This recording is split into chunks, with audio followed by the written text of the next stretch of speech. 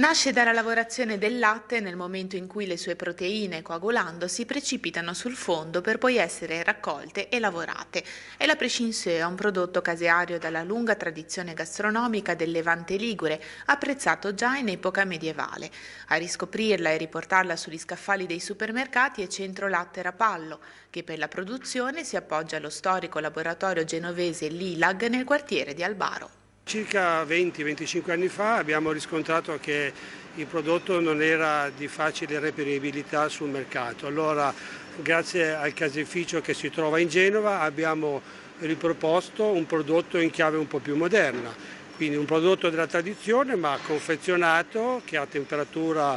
refrigerata di 4 gradi si conserva per circa 20 giorni. Quindi abbiamo dato la possibilità a tutti i genovesi e non solo di trovare il prodotto prescinsea, la quagliata genovese, quotidianamente per utilizzare questo prodotto come ingrediente nelle ricettazioni dei prodotti del territorio ligure, che sono molte, e quindi abbiamo anche negli anni sviluppato ricette, attività di sostegno e promozione proprio del territorio con la prescinsea. Il processo produttivo che riguarda la prescinsea è l'arrivo giusto della materia prima, di latte assolutamente latte italiano, proviene dal Centro Latte Rapallo, e questo latte è pastorizzato, ma noi lo sottoponiamo ad un nuovo trattamento termico di pastorizzazione. Con il nostro impianto facciamo prima un trattamento di preriscaldamento, successivamente di omogenizzazione, e un riscaldamento poi definitivo ad una temperatura superiore ai 90 gradi, in quanto questa temperatura favorisce la precipitazione delle proteine del latte per dare una migliore consistenza al prodotto finito. Di conseguenza il latte passa attraverso questo impianto che vediamo e di seguito raggiunge i serbatoi. Sono piccoli serbatoi di stoccaggio di circa 300 litri ciascuno. Abbiamo mantenuto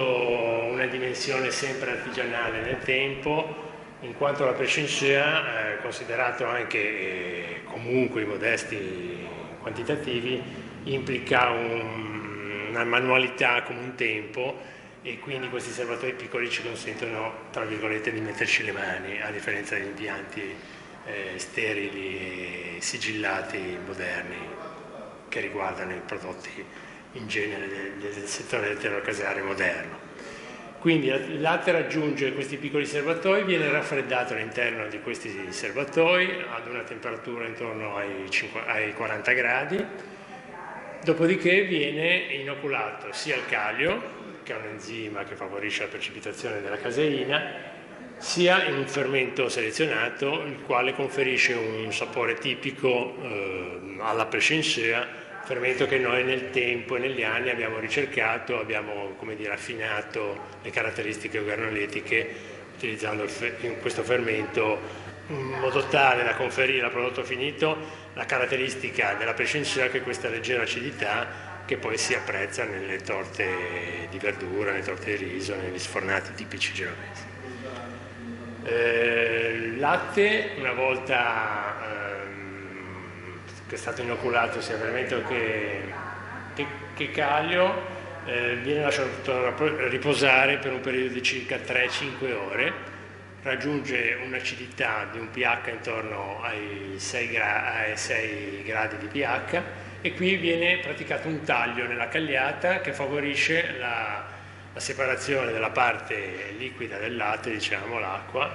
dalla parte solida che precipita sul fondo. Il giorno successivo viene estratta il siero e rimane la parte solida sul fondo del piccolo serbatoio, e viene quindi la prescinsea è pronta e può essere confezionata sia nelle confezioni da 250 grammi sia nelle confezioni più grandi da 5 kg, 2 kg e mezzo, dedicate al mercato dei negozi di torte farinate, le sciamadde, e riposta in frigorifero e raffreddata.